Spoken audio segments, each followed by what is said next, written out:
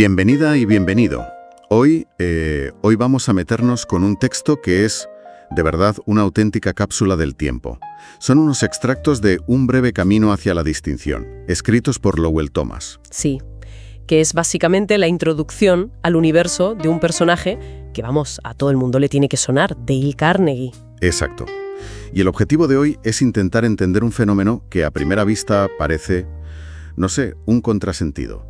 Estamos en plena Gran Depresión en Estados Unidos, la gente lo está pasando fatal, y de repente miles de personas, pero miles, se lanzan en masa a aprender a hablar en público.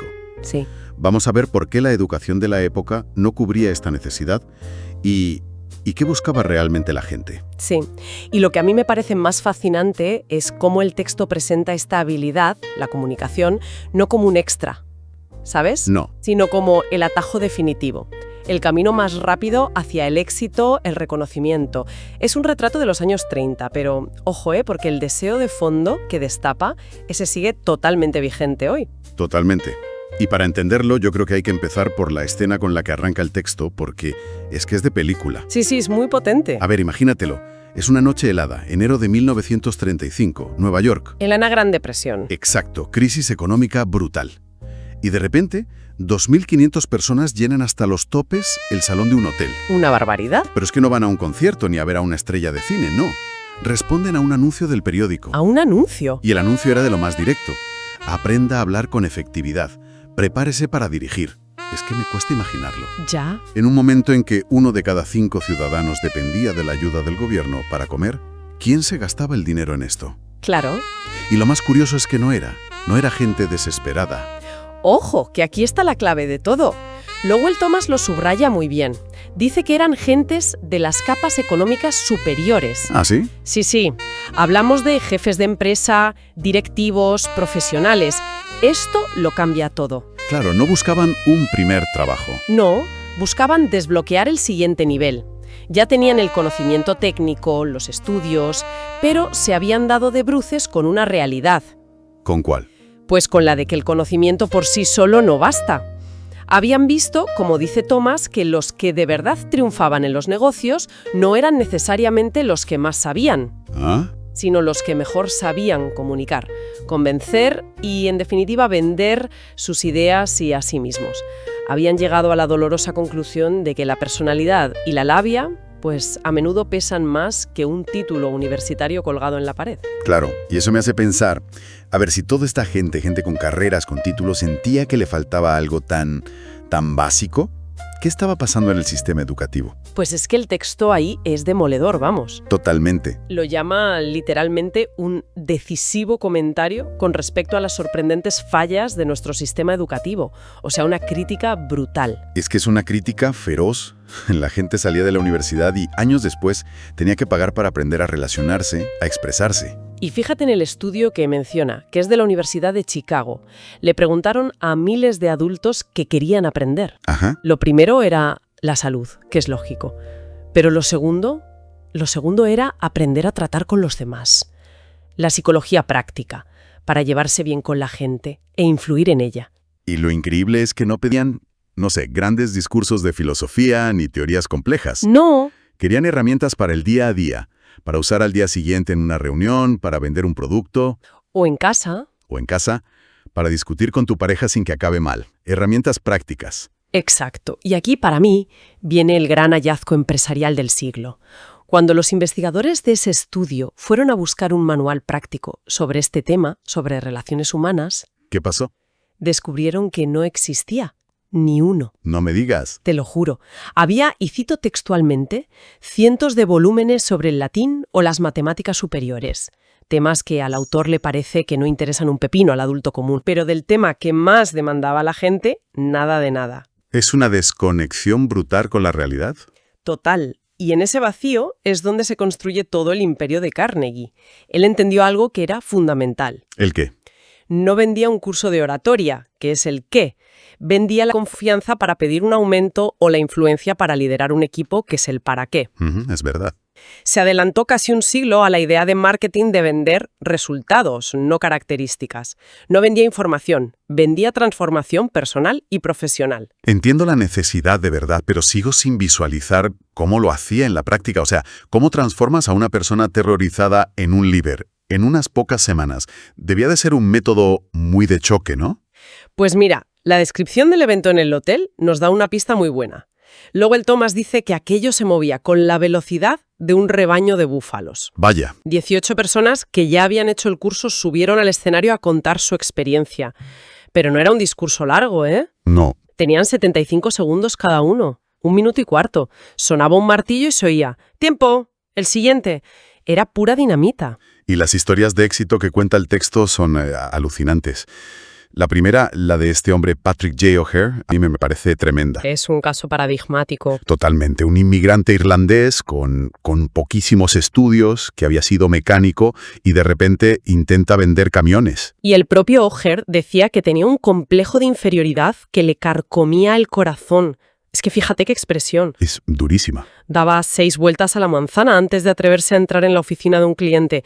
Es el arquetipo de persona que parece un caso perdido. Y fue su mujer la que prácticamente le obligó a ir. Él tenía pánico de acabar en un sitio lleno de ejecutivos y sentirse fuera de lugar, claro. Normal.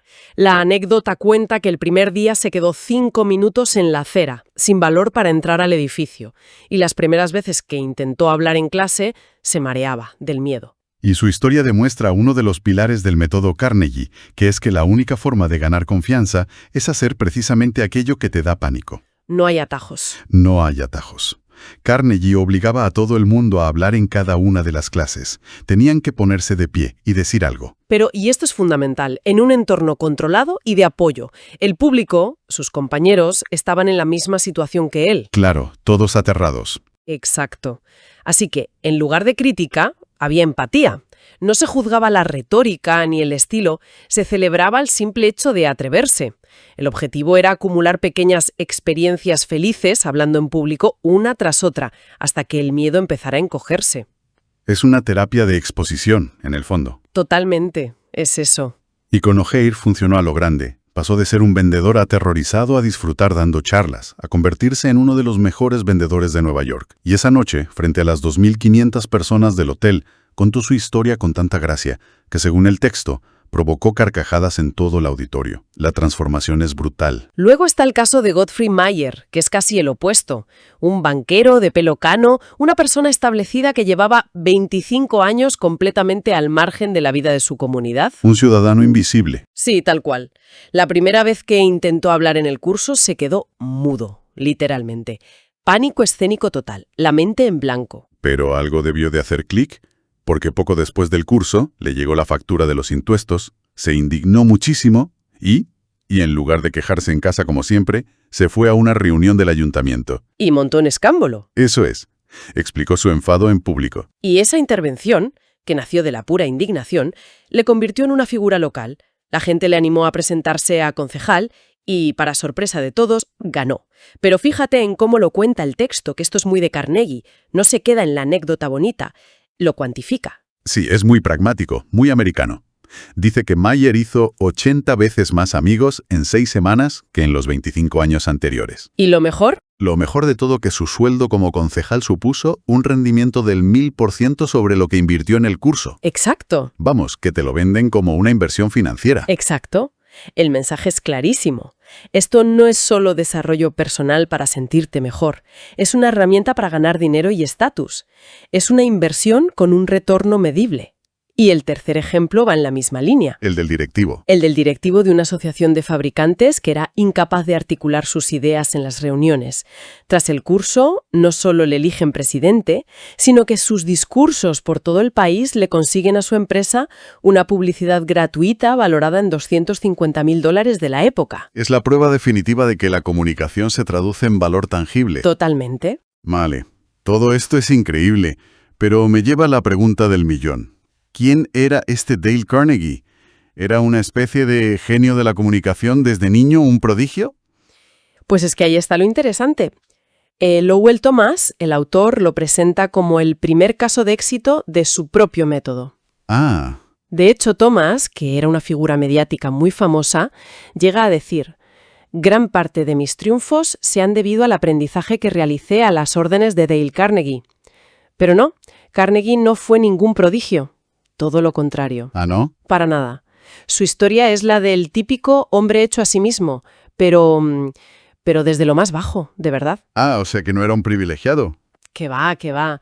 Nació en una granja miserable de Missouri. El texto, de hecho, pinta un cuadro de su infancia que es durísimo, con su familia luchando contra las inundaciones del río, las enfermedades del ganado. Vaya. Tenía que ir a caballo 6 kilómetros cada día para ir al colegio porque no podían pagarle un alojamiento en la ciudad. Y cuenta que sentía una vergüenza terrible por su ropa que siempre le quedaba pequeña o estrecha. Claro. Eso le generó un complejo de inferioridad enorme. Así que, como no era bueno en los deportes, decidió que la única forma de destacar y ganarse el respeto de sus compañeros era... ganar los concursos de debate. Exacto, los de oratoria y debate. Y se obsesionó. Practicaba mientras ordeñaba las vacas, de camino a clase a caballo. Y la anécdota de que le daba discursos a las palomas en el granero. Sí, a las palomas, es buenísimo. Eso es dedicación, ¿eh? Y aún así, al principio fracasaba estrepitosamente. Perdió un concurso tras otro. El texto es muy dramático. Dice que se sintió tan deprimido que llegó a pensar en el suicidio. Madre mía. Pero siguió y siguió, y al final empezó a ganarlos todos. Su credibilidad no venía de un título académico, venía de haber estado él mismo en el fango. Había sentido en su propia piel el miedo, la vergüenza y la inseguridad de sus alumnos. Su vida era su mejor argumento de venta. Es que el volumen de trabajo que se menciona es una locura. Hay una cita de Créase o no de Ripley que dice que Carnegie llegó a criticar 150.000 discursos a lo largo de su carrera. 150.000. 150.000. Eso es un discurso cada día desde que Colón descubrió América. Es una cifra astronómica. Demuestra que su método no nació de la teoría en un despacho, ¿sabes? No, claro. Nació de la pura práctica y de la necesidad. Sus primeros alumnos eran hombres de negocios, muchos llevaban 30 años sin pisar un aula, pagaban el curso a plazos y exigían resultados inmediatos. Algo que pudieran aplicar al día siguiente. Exacto, para cerrar una venta o dirigir una reunión. No tenían tiempo para un plan de estudios de 4 años. Así que tuvo que inventarse algo rápido y práctico por pura supervivencia. Por supuesto. Se vio obligado a crear lo que el texto llama una notable combinación de oratoria en público, de capacidad como vendedor, de relaciones humanas y de psicología aplicada. Un todo en uno. Totalmente. No era un curso académico, era un campo de entrenamiento para la vida real, para la batalla diaria de los negocios. Entonces, si intentamos juntar todas las piezas, ¿qué nos dice todo esto? Porque el texto es mucho más que un simple prólogo a un libro. Para mí, es una radiografía perfecta de un cambio de paradigma. Es el momento en que la sociedad se da cuenta de que en el mundo moderno, lo que sabes a menudo importa menos que tu capacidad para comunicar eficazmente lo que sabes. Es una idea potente. Es que el conocimiento técnico te abre la primera puerta, pero son las habilidades de comunicación las que te permiten ascender. Y toca un nervio que sigue siendo universal, la necesidad de superación, el valor de las habilidades prácticas frente al conocimiento puramente teórico. Exacto. Hay una cita del profesor William James de Harvard que me parece que resume toda la filosofía de fondo. ¿Cuál? Decía que la persona media solo desarrolla el 10% de su capacidad mental latente. Y esa es exactamente la gran promesa de Carnegie, ayudar a la gente a desbloquear el 90% restante. Como dice Thomas, el objetivo principal de Carnegie no era solo enseñar a hablar, era ayudar a las personas a dominar sus temores y a desarrollar su seguridad y su coraje. O sea que la oratoria era el vehículo. Era el vehículo, pero el destino era la autoconfianza. Y todo esto, al final, nos deja con una reflexión, con una pregunta casi, que viene de una frase del propio texto que a mí me parece, potentísima. Ya sé cuál dices. Dice: el hombre que puede hablar de forma aceptable es considerado dueño de cualidades ajenas a las que posee en realidad. Es una frase con doble filo, desde luego. Totalmente. Y plantea una pregunta que el texto deja flotando en el aire y que creo que es muy pertinente hoy. ¿Dónde está la línea? Exacto. Cuando la comunicación eficaz deja de ser una herramienta para expresar de forma auténtica tu valía y tus ideas y empieza a ser una actuación. Una performance. Eso es. Una performance que puede llegar a crear una ilusión de competencia que quizá no se corresponde del todo con la realidad. Un punto muy interesante para darle una vuelta.